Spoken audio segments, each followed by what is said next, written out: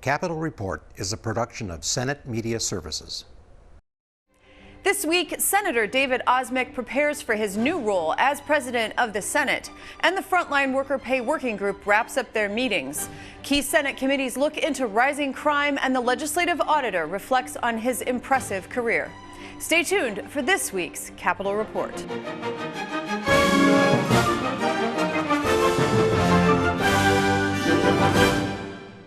Welcome to this week's program. I'm Shannon Loehrke.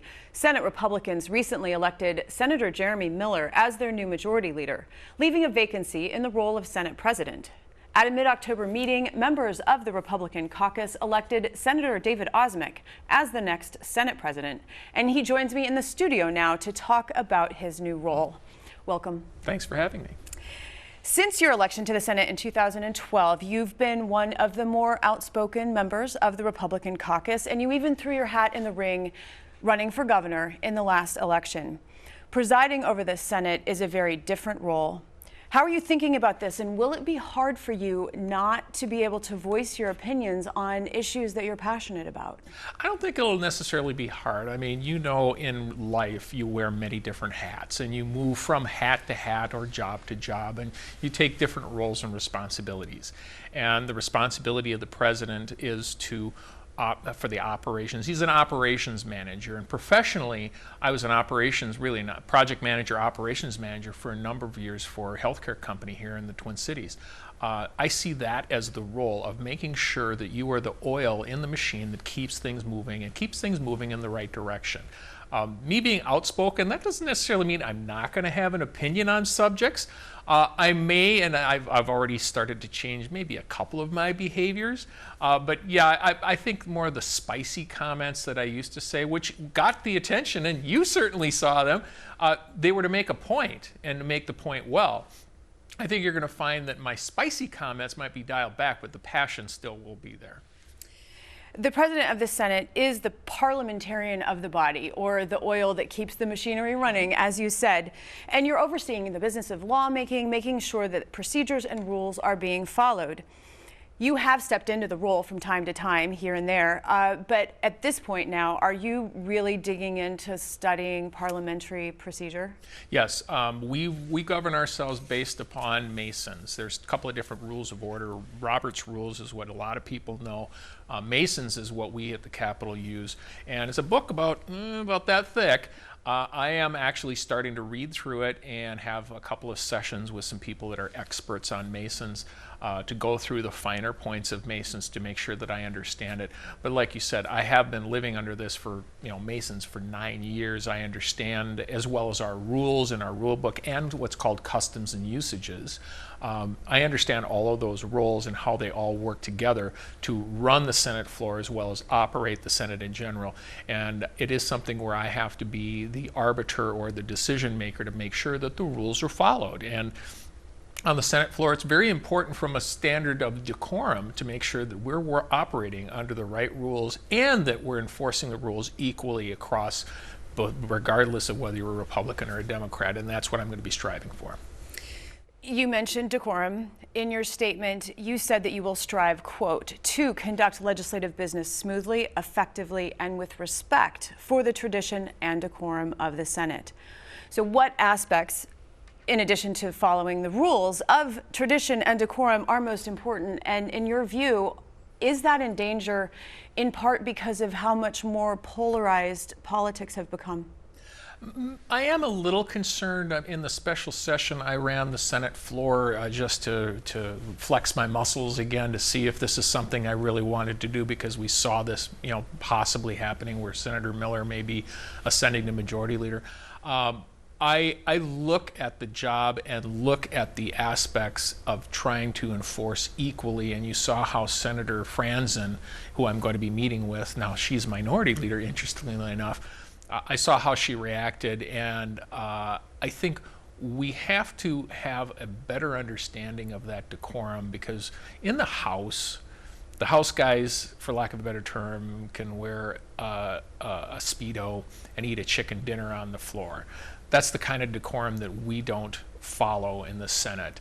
And it's because we've had those traditions, and I like to look at Senator Pappas and Senator Metzen too, from how they operated with a decorum to make sure that we, using the decorum not as a weapon, but as a mechanism so that we are all treated equally. I think that's something that it doesn't have to be polarized, but I think some people need to understand the processes of decorum, that they are there for a reason, is protecting not just the sanctity, or not sanctity, but the importance of the institution, but also what it means to be a senator and those traditions that are there. So it's sort of a tough one to answer, but I think I'm well prepared for this.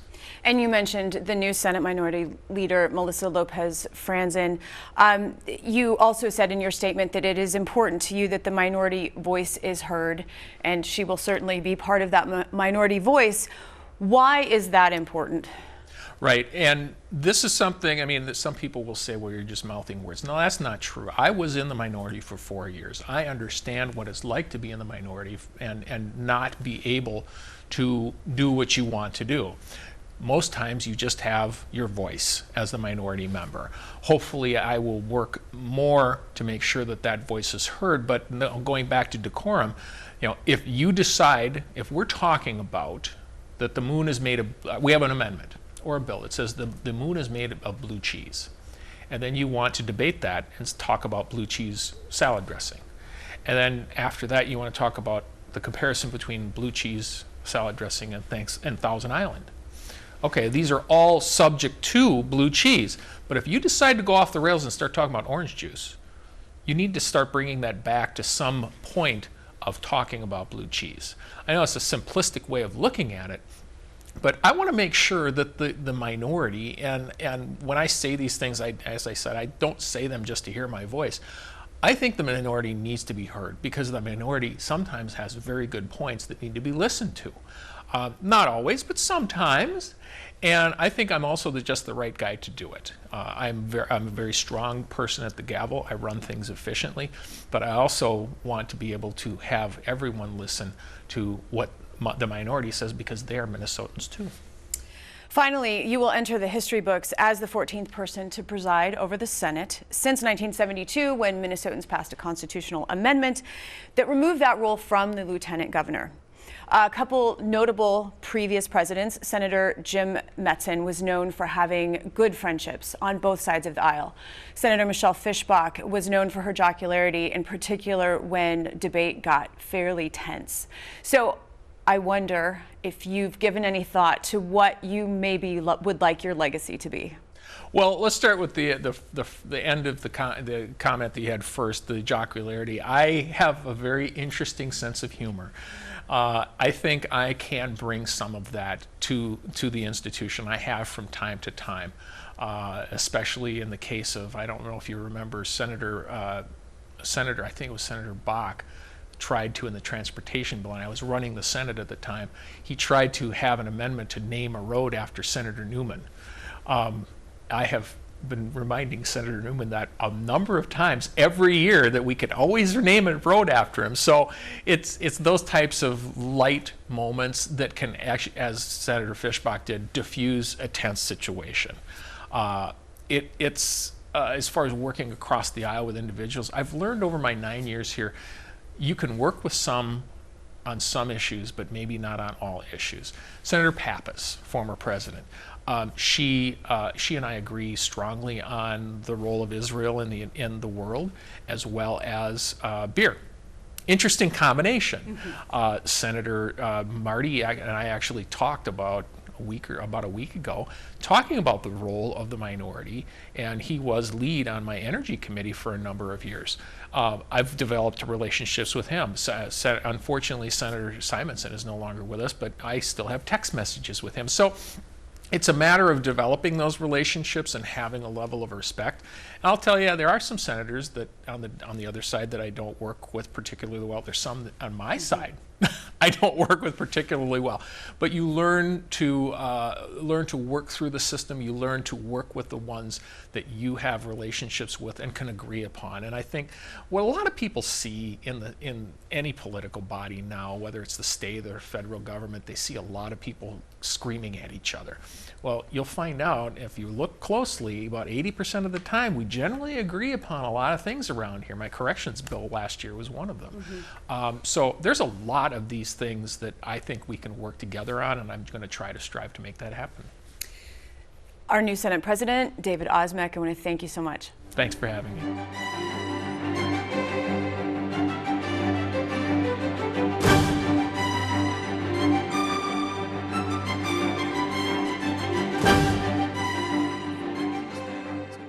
The Frontline Worker Pay Working Group held their final meeting this week, voting 8-1 to advance to the governor and the legislature two differing proposals to distribute $250 million in bonuses to workers who continued to work during the early days of the COVID-19 pandemic.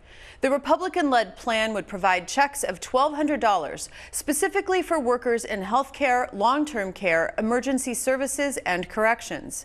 In contrast, the DFL plan would offer a lower amount, about $375, but would include workers in retail, food service, manufacturing, social services, the courts, and those in health-related fields.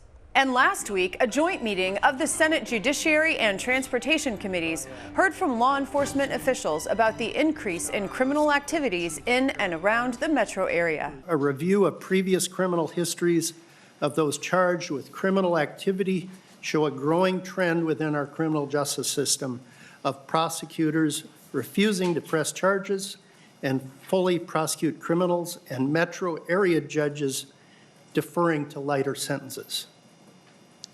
I believe this puts the public at risk. The trend that you're seeing now and you just outlined began well before the pandemic and well before George Floyd's murder. This began in 2019.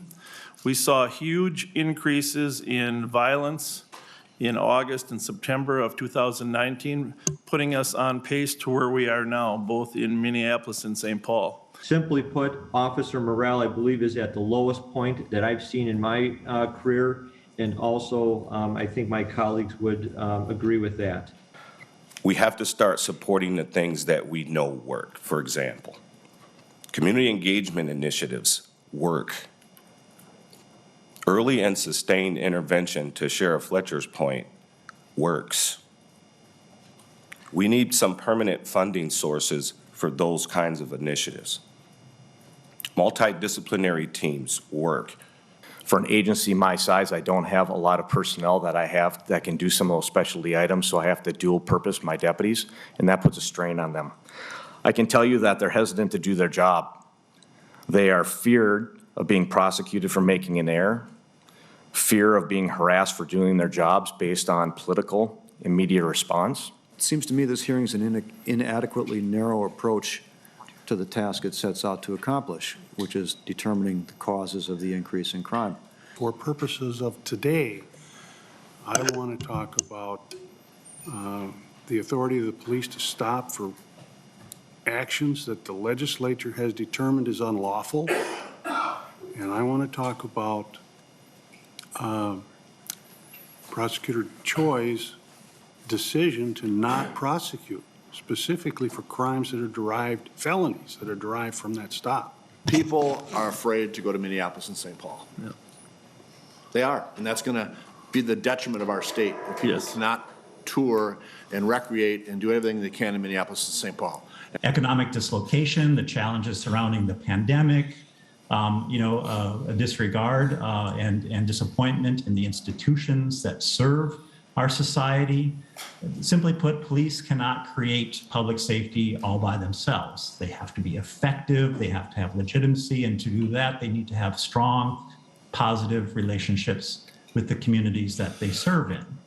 And to prevent crime, Mr. Chair, we need to talk about our constituents having good paying jobs, healthy communities, good health, good childhoods, living in clean and vibrant communities, and opportunities for positive social connections.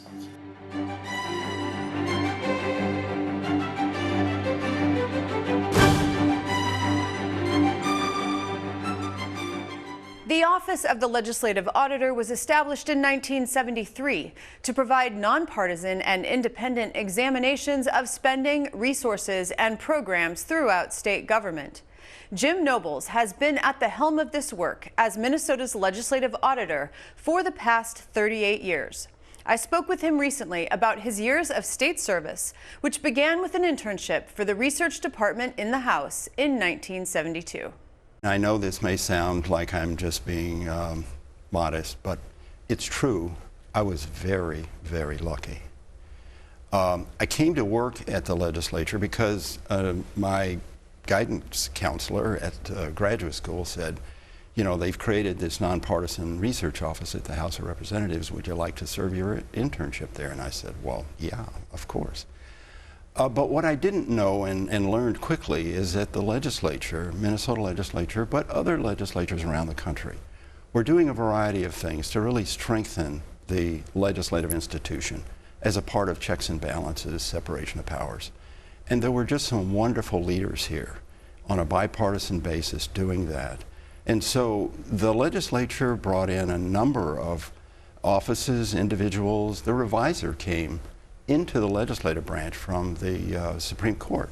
So I came at just the right time for an opportunity for somebody like me who was interested in government but really didn't want to get involved in politics.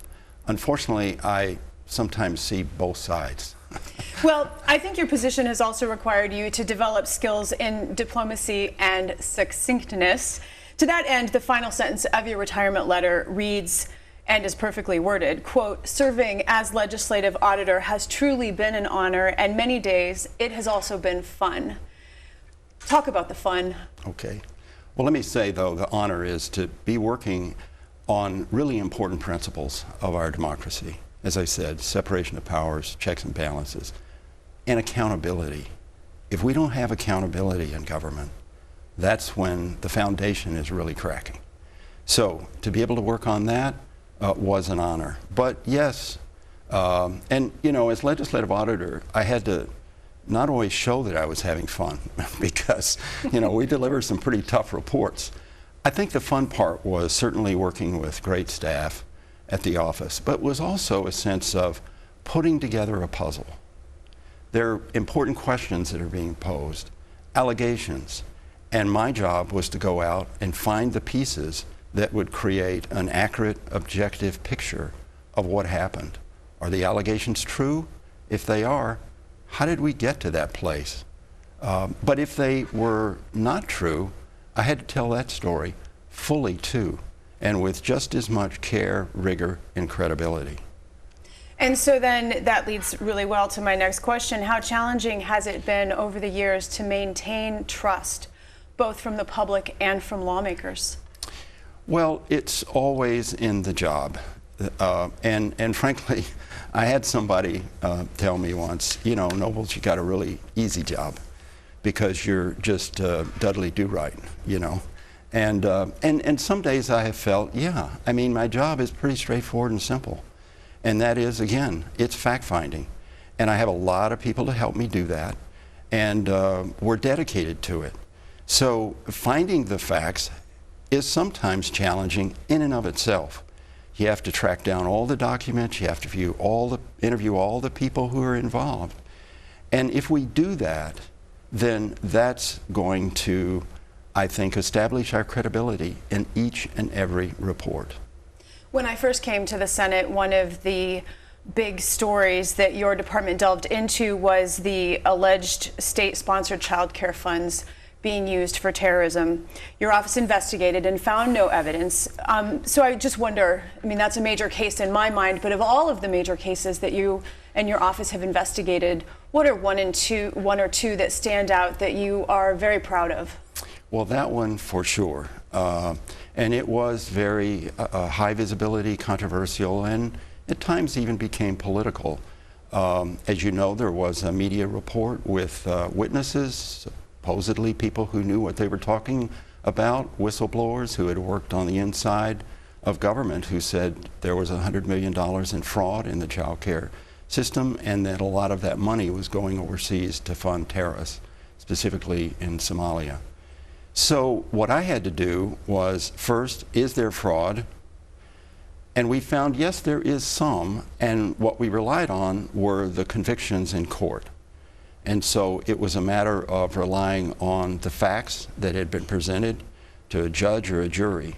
But then we looked for, well, where is that money going?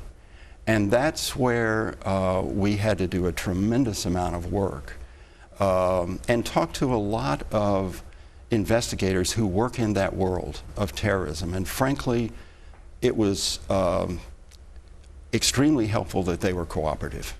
And so we worked with the FBI, we worked with the U.S. Attorney's Office, and what we had to know is, and of course, they have to be careful about what they share. And so I had to build trust with them, that I would maintain confidentiality. But we needed to know, what do you know?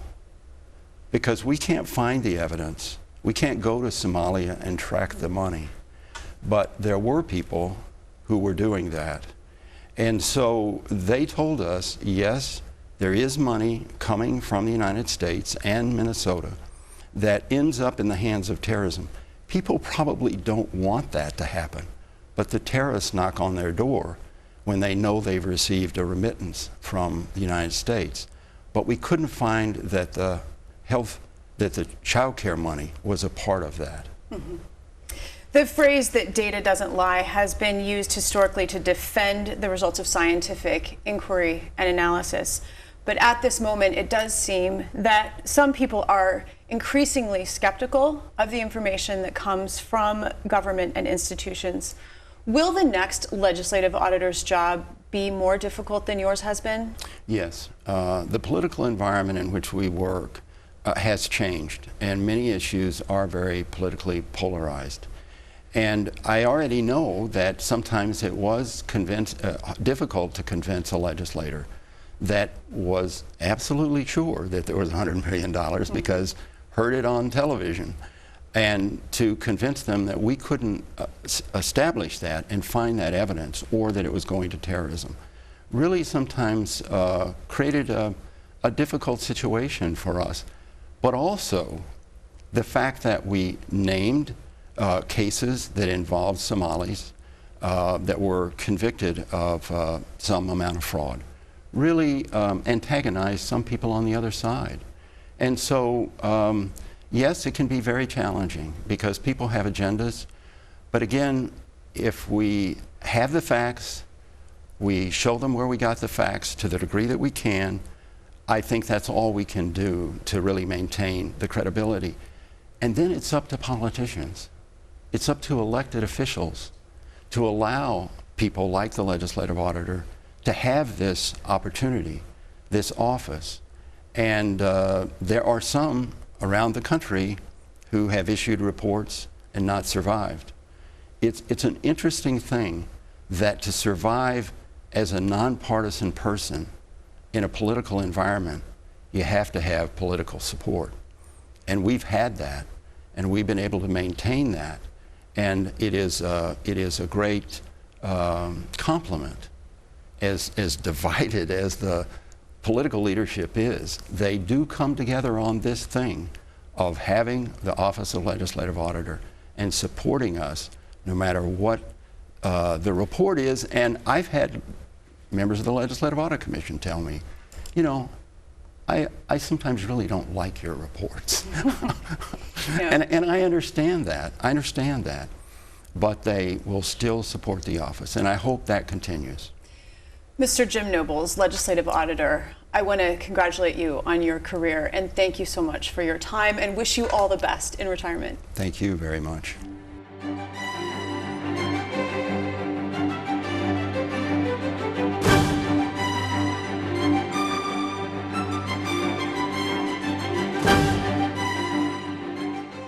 We close this week's program with a feature from our series, The People's House.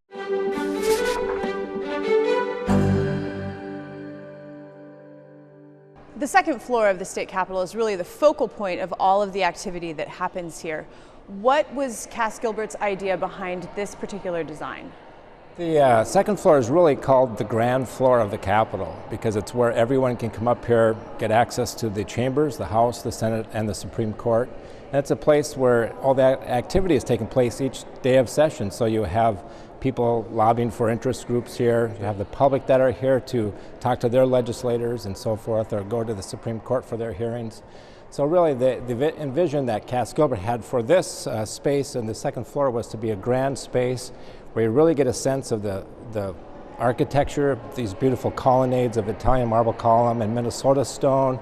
And you also get a place where people feel friendly or welcoming into those spaces as at the same time they're visiting or coming here for business. In the other capitals I've visited, I've noticed that the House chamber is often across from the Senate chamber, but not here in our capitol. What is the reason for that? Well, I think what Cass Gilbert was looking at doing is creating a symmetrical building. And so we have, in 1905, there were 63 senators, not the 67 we have today, but we had 119 House members. So that's almost twice the size. So I think for him, how you construct a building with one end of the building with a smaller chamber and the other opposite end with a huge chamber just doesn't fit architecturally. So he put the Senate chamber on the west side of the building, the Supreme Court, a smaller chamber of course, on the opposite end, and then the House, because of its size, fit perfectly in the north corridor or the north side of the buildings. It may just be a matter of folklore, but I've read that the placement of the House chamber looking at the city of St. Paul is important in terms of representing the people, that the speaker is looking at the people. Is that true? Yeah, and that's a lot of people look at the way the spaces have been designed or laid out, that Gilbert was looking at the House being kind of the approachable. It's more of the people's house. The members serve a 2-year term, so there's more rotation or more changeover as members leave or get reelected or not reelected. And there are more of them. And there's more of them as well. And so the idea is, it kind of symbolically, it faces the public, faces downtown St. Paul. In 1905, when the Capitol opened, all of the state's constitutional offices were housed in this building, and that's not true today.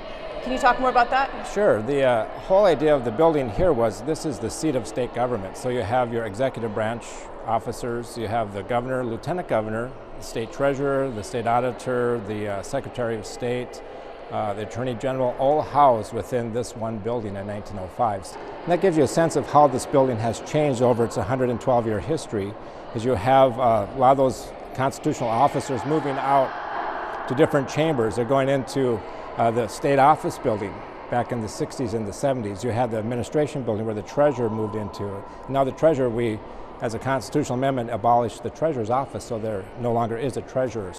And that also fits in with the history of the Supreme Court too. They were, until the 1990s, everything they had here, the offices, the law library, the chamber, was their headquarters, kind of their center gathering place for all the work and all the business they do. And then when the Judicial Center was opened, they moved there, and so they have new Supreme Court and Appellate Court offices and also chambers there. But they still use this space in the state capitol as an important part of their connection to this building.